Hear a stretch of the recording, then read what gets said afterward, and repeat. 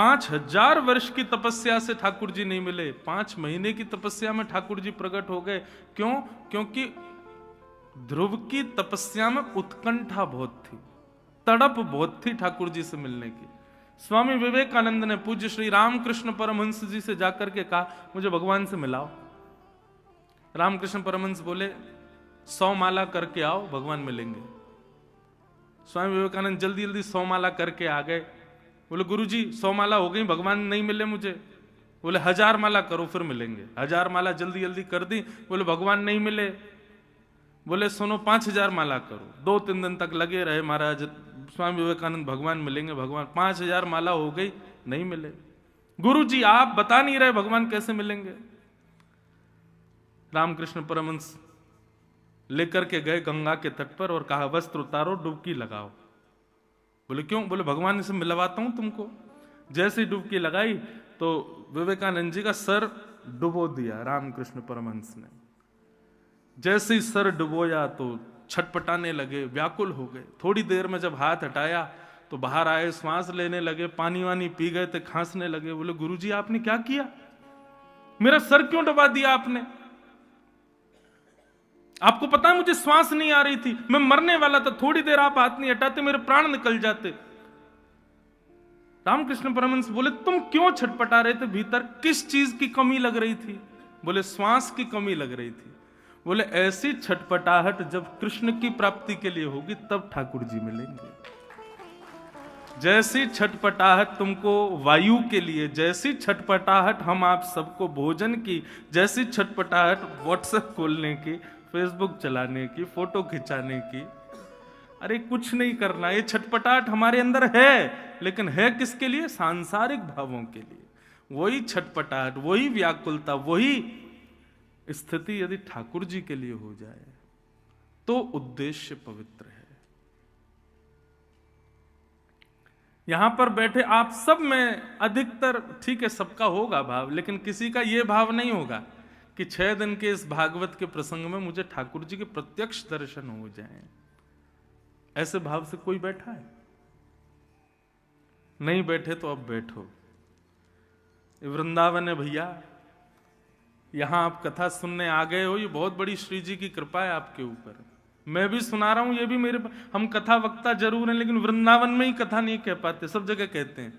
तो वृंदावन में कहने का अवसर मिल रहा है, तो मुझ पर भी कृपा है श्री जी की, आप पर भी कृपा है कि आप बैठे हो। बस अपना उद्देश्य पवित्र कर लो कि हम कथा सुने और जब जाएं यहां से, कभी निधिवन जाएं, सेवा कुंज जाएं, बिहारी जी जाएं, राधा वल्लभ, राधा रमण जाएं, जहां भी जाएं, कभी ऐसी कृपा हो, छटपटाहट ऐसी रहे कि अब जो आगे गली आएगी उसमें मुड़ते ही हमको कहीं श्याम सुंदर दिख जाए। अब हम जैसे आगे जाएंगे तो वहां हमको कहीं ठाकुर जी के दर्शन हो जाएं। अब जैसे ही हम ये रिक्शा से उतरे तो वहां श्री जी की कोई झलक दिख जाए। ऐसी छटपटाहट, ऐसी उत्कंठा हृदय में होनी चाहिए वृंदावन आए हो तो।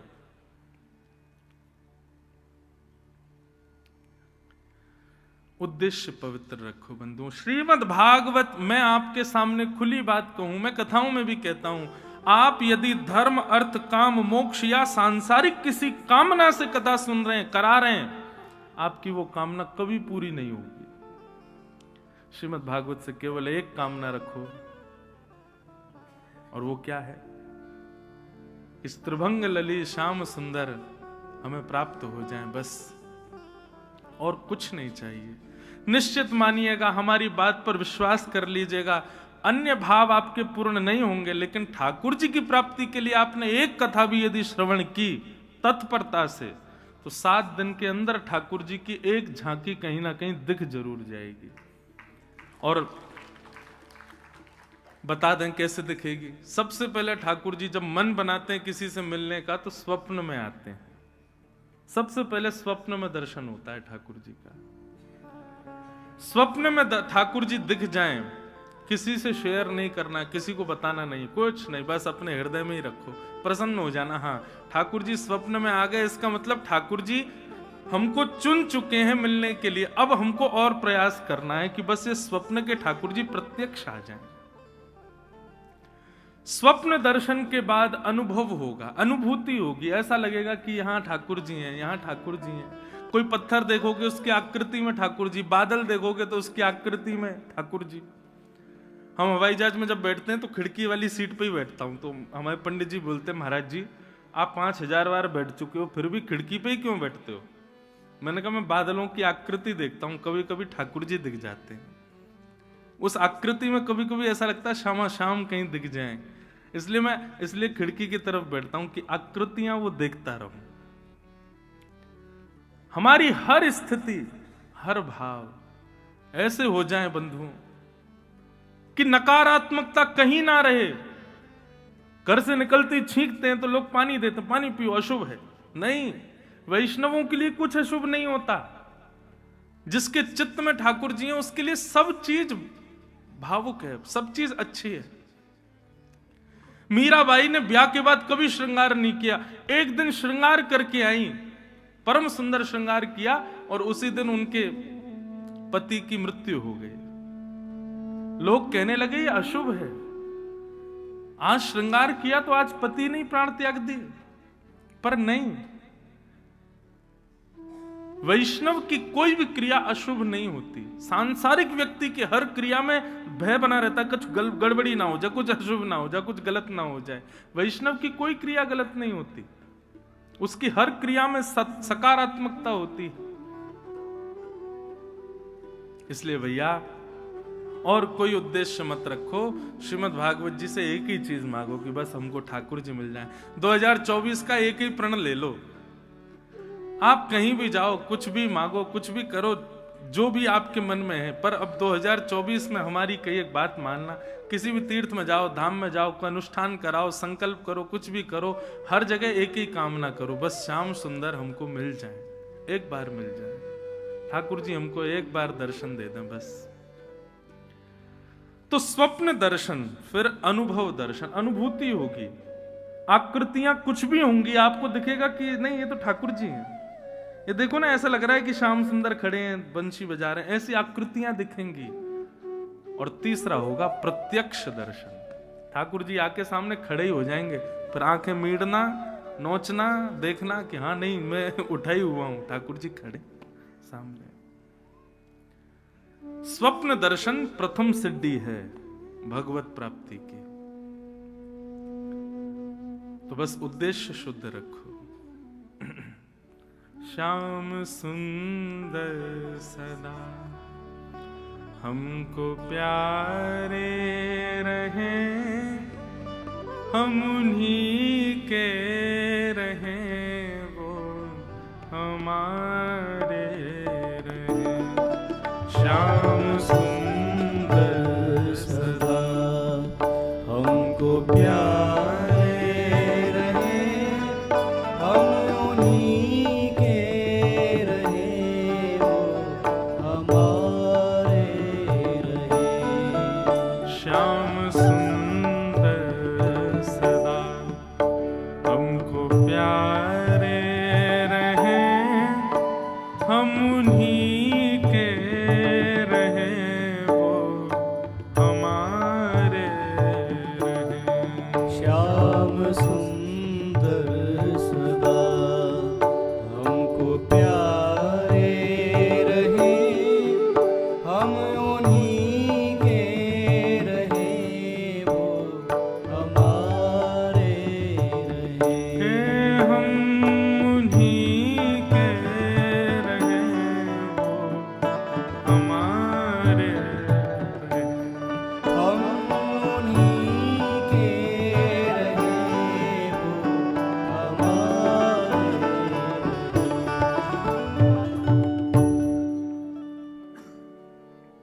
आइए अब भागवत के प्रथम स्कंद में प्रवेश करें। कल हम आप सब लोगों ने महात्म का श्रवण किया। प्रथम स्कंद और प्रथम श्लोक श्रीमद् भागवत का सब लोग ध्यान में, केंद्र में ठाकुर जी को विराजमान करके श्रवण करो। जन्माद्यस्य यतोऽन्वयादितरतः चार्थे स्वविज्ञस्वराट्, तेने ब्रह्म हृदय आदि कवये मुह्यन्ति यत्सूरयः। तेजो वारिमृदां यथा विनिमयो यत्र त्रिसर्गो मृषा धाम्ना स्वेन सदा निरस्तकुहकं सत्यं परम धीमहि। श्रीमद् भागवत के प्रथम श्लोक में किसको वंदन किया गया? सत्यम परम धीमहि। जो भी परम सत्य है मैं उसको वंदन करता हूं। यहां पर स्पष्ट नाम क्यों नहीं लिया गया? सीधे भगवान का नाम ले लेते तो एक जो ये विडंबना लोगों के मन में बनी हुई है, शंकर जी बड़े हैं कि भगवान कृष्ण बड़े हैं कि जे बड़े हैं कि वो बड़े हैं, ये जो ऊंच नीच बनी रहती है सबके मन में, ये क्लियरिफाई हो जाती कि हाँ चलो भागवत के प्रथम श्लोक में इनको वंदन है तो ये सबसे बड़े। एक बात कहें बंधुओं, ये बड़ा छोटा ये हम संसारी लोगों की दृष्टि में होता है, देवताओं में ठाकुर जी में शायद ये भाव कभी नहीं होता होगा। ये हम मानवों के अंदर ही होता है कि ये ऊंचे हैं, ये छोटे हैं, ये बड़े हैं, ये नीचे हैं, ये काले हैं, ये गोरे हैं, ये धनवान है, ये निर्धन है।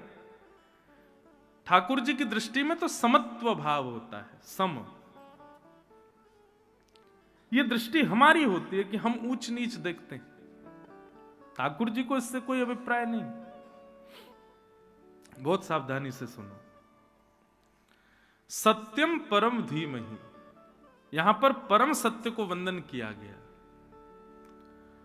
सत्यम धीमहि कह देते मैं सत्य को प्रणाम करता हूं, ऐसा भी नहीं। परम क्यों कहा? परम सत्य, परम सत्य कौन है?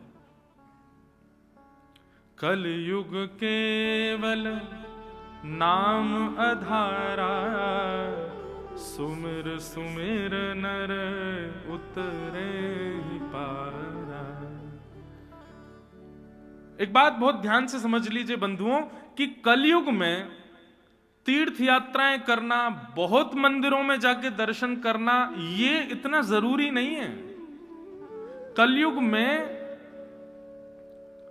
तन को एक जगह बिठा करके मन से ठाकुर जी का नाम उच्चारण करना, यह बहुत आवश्यक है।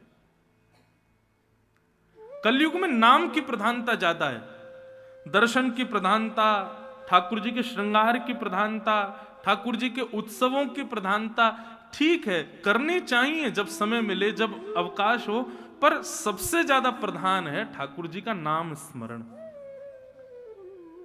लेकिन आपको एक बात बताएं, व्यक्ति तीर्थ यात्रा कर लेता है, व्यक्ति उत्सव कर लेता है, ठाकुर जी की सेवा श्रृंगार कर लेता है, लेकिन उससे कहो एकांत में बैठ के नाम जपो, वो नहीं कर पाता। क्यों? मन एकाग्र ही नहीं है। बंबई में मेरी कथा चल रही थी तो एक व्यक्ति बोला, महाराज जी जब मैं नाम जप करता हूं ना तो नेत्र बंद करता हूं तो मुझे ठाकुर जी नहीं, मुझे अप्सराएं दिखती हैं, मैं क्या करूं? सोचो, आप हंस तो गए सब, लेकिन एक बात कहें, यहां पर बैठे भी 95% लोगों को भी ऐसा ही कुछ दिखेगा, ठाकुर जी नहीं दिखेंगे। यहां पर बैठे भी 90% लोगों को ठाकुर जी नहीं दिखेंगे नेत्र बंद करने पर। और ये इसका कारण क्या है? चित्त हमारा मलिन है। अधिकतर लोगों को सुना जाता है, वो सुबह उठ के अपना जब स्वप्न बताते हैं तो जरूर कोई अपशगुन ही देखा होता है, उन्होंने कुछ विचित्र ही देखा होता है। कभी कोई भगवत दर्शन करके प्रसन्न हुआ हो कि मैंने स्वप्न में ठाकुर जी देखे, बहुत अच्छी बात है, बताना ही नहीं वो तो। पर हमारे चित्त में मलिनता है, इसलिए नेत्रबंद करने पर भगवत दर्शन नहीं होता। लेकिन एक बात कहें बंधु, घबराओ मत, होने दो। नेत्र बंद करते हो, नाम जप करते हो, कुछ दूषित दिखता है या जिसका चिंतन करते हो वही दिख रहा है, या फिर धन दिख रहा है, भोजन दिख रहा है, या कुछ भी दिख रहा है, दिखने दो। आप लगे रहो, आप अपना प्रयास करते रहो। आप उस नाम जप को छोड़ो मत, ये बहाने से कि हमें शुद्धता नहीं आ रही है मन में। आप करते रहो, लगे रहो। करत करत अभ्यास के मनमत होत सुजात। अभ्यास में लगे रहो। Practice makes man perfect. अभ्यास से ही परफेक्शन आता है। आप अभ्यास कीजिए। ये कली का प्रभाव है। कलयुग नहीं चाहता कि हम भजन करें, इसलिए कली दूषित विचार हृदय में प्रकट कर देता है। परंतु आप लगे रहो लगे रहो लगे रहो लगे रहो तो कली भी समझ जाएगा हम चाहे कितना भी कर लें, ये रुकने वाला नहीं है। तो एक समय कली आपके आगे हाथ जोड़ देगा और उसके बाद अपने आप पवित्र विचार आने प्रारंभ हो जाएंगे। और ये होगा ही, सबके साथ होगा। 10 बार 15 बार 20 बार ध्यान में अपवित्रता आएगी। उसको पवित्र करने के साधन क्या है? सत्संग। सत्संग का मतलब किसे कहते हैं? सत्संग कोई प्रवचन करे और आप बैठ के सुनो, ये सत्संग है? नहीं। सत्संग के बहुत सारे रूप हैं। सद व्यक्ति का संग सत्संग, सद भोजन का संग सत्संग। आप क्या खाते हैं, क्या पहनते हैं, क्या पीते हैं, किसके संग रहते हैं, कैसी जगह जाते हैं, ये सब सत्संग कहलाता है। मुझसे किसी ने कहा महाराज जी आप धोती ही क्यों पहनते हैं, बगलबंदी ही क्यों पहनते हैं, तिलक क्यों लगाते हैं? यह रूप धारण करना भी सत्संग है।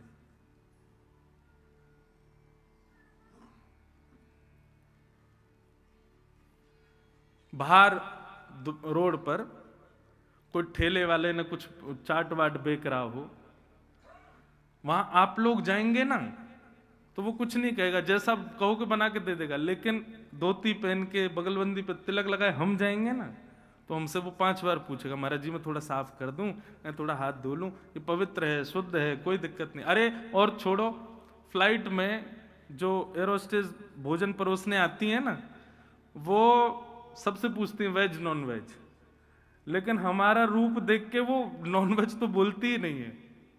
वो पूछेगी महाराज आप तो वेज ही लेंगे ना, वेज में भी जैन लेंगे? मैंने नहीं, हमें चाहिए ही नहीं कुछ भी। उसको कैसे पता कि मैं अपवित्र नहीं खा सकता? मेरे स्वरूप ने बताया। तो ये स्वरूप भी सत्संग है। आप कैसे स्थानों पर जाते हैं, कैसे लोगों के संग बैठते हैं, उनसे क्या वार्ताएं करते हैं, यह भी सत्संग कहलाता है। केवल किसी का प्रवचन सुनना मात्र सत्संग नहीं है। यह सत्संग की प्रारंभिक सीढ़ी हो सकती है, परंतु आपकी पूरे दिन की दिनचर्या भी सत्संग को दर्शाती है। वस्त्र भी सत्संग है, वेश भी सत्संग है। मीराबाई कहती है ना, हम लोग श्रृंगार करते हैं, किस लिए करते हैं? हम सजते हैं, साड़ी पहनते हैं, कुर्ता पहनते हैं, कुछ भी पहनते हैं, गले में हार पहनते हैं, कानों में कुंडल लगाते हैं, किस लिए? परफ्यूम लगाते हैं ताकि 4 लोग हमसे पूछें भाई साड़ी कहाँ से ली, कुर्ता कहाँ से लिया, कुंडल बड़े बढ़िया, आपके गले का हार बहुत सुंदर, परफ्यूम कौन सा लगाया। हम दूसरे को रिझाने के लिए ही पूरी क्रिया करते हैं। तो मीराबाई कहती हैं जिन भेषा मारो सावरो रीझे, जिन भेषा मेरो गिरधर रीझे, मैं सो ही भेष धरूंगी, हो बाला सो ही भेष धरूंगी, हो मैं बैरागन। वृंदावन में आप लोग घूम रहे हो 2 दिन से, देखो यहाँ के लोग कैसे रहते हैं। तिलक लगा के घूमेंगे, धोती पहनेंगे, इतनी सर्दी है फिर भी धोती में रहेंगे। कई लोगों के नियम है वो पादुका नहीं पहनते, नंगे पांव घूमेंगे। क्यों? क्योंकि उनकी वेशभूषा में भी आपको रिझाना श्रेष्ठ नहीं है। वो इसीलिए ऐसे बन के घूम रहे हैं कि बिहारी जी हमसे प्रसन्न रहे। ये श्रृंगार बिहारी जी का है, ये श्रृंगार राधारमण लाल के लिए, ये श्रृंगार श्री राधा वल्लभ जी को खुश करने के लिए। संसार के लोगों को भले ही तुम्हारे तिलक से पीड़ा हो, तिलक लगाए कलकत्ता में घूमो, तिलक लगाए दिल्ली में घूमो, 4 लोग टोक देंगे, लेकिन वृंदावन में कोई नहीं टोकेगा। क्यों? वृंदावन में किया गया श्रृंगार भी ठाकुर जी की प्रसन्नता के लिए। तो वह श्रृंगार भी आपका सत्संग बन जाता है। तो मन की शुद्धता यदि चाहिए तो उसके लिए श्रृंगार हो, आहार हो, विचार हो, पहनावा हो, उठना बैठ, सबकी शुद्धता करना बहुत जरूरी है। आप कहीं भी दुकान से पैकेट खरीद के फाड़ के खा लोगे, संत क्यों नहीं खा रहा है? कोई वैष्णव क्यों नहीं खा रहा है? क्योंकि उसको पता है कि इस आहार के सेवन से मेरा मन मलिन होगा। संत महापुरुष तो अपना जल भी संग लेके चलते हैं, वो बाहर का जल भी नहीं पीते। क्यों? जल पीने से जैसा खाओ अन्न वैसा होवे मन, जैसा होवे मन वैसे होवे विचार, जैसे होवे विचार वैसी होवे क्रिया, जैसी होवे क्रिया वैसी होवे गति। तो सत्संग का मतलब केवल किसी सद व्यक्ति को श्रवण करना ये सत्संग नहीं है, अपने आचार विचार को भी शुद्ध करना ये सत्संग है। ये सब सत्संग है। और ये जब क्रिया में आएगा, आपके आचार विचार, पहनाव उड़ाव, खान पान, ये सब शुद्ध होते चले जाएंगे। फिर लगाना आप नेत्र बंद करना, कोई अप्सरा नहीं दिखेगी। फिर तो त्रिभंग ललित श्याम सुंदरी दिखाई देंगे, फिर तो हमारी किशोरी जी दिखाई देंगे, फिर तो ललिता विशाखा ये सखियां दिखाई देंगी। भगवत रसिक जी का एक पद है, आहा बहुत सुंदर भाव है। हमारो वृंदावन उर और, हमारो वृंदावन उर और। क्या अर्थ क्या है इसका? श्री भगवत रसिक जी कह रहे हैं कि हमारे लिए प्रकट वृंदावन नहीं है, हमारा वृंदावन तो हमारे चित्त में है, हमारे हृदय में है। बंधुओं, अप्रकट वृंदावन में ये ईंट पत्थर नहीं है, अप्रकट वृंदावन में ये सब हॉल नहीं है, ये बने हुए बड़ी बड़ी बिल्डिंगें नहीं है। अप्रकट वृंदावन, वास्तविक वृंदावन में तो चिन्मय है वो।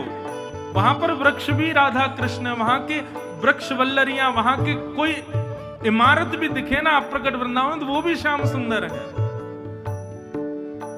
और वो वृंदावन कहां बसता है? वो हमारे चित्त में बसता है, हमारे मन में रहता है।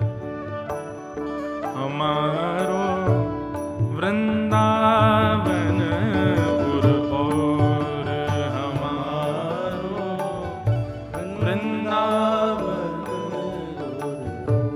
माया काल तहां नहीं व्यापे, माया काल तहां नहीं व्यापे, जहां रसिक सिर